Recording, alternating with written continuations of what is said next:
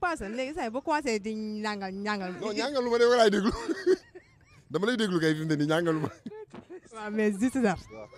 17 heures man dama dër maanaam man sama wax day ci tànk. waaw léegi dana am temps nga danañ comprendre man sama wax yombul. dama laa bëgg a yëngal.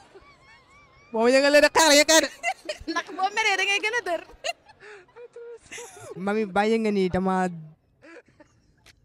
dër ba yàqu. ah kii tuuti rek laa dégg de. mais ba doore. non du ma reetaan. doomu église.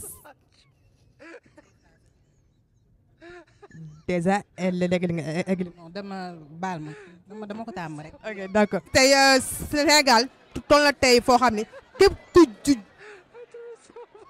képp ku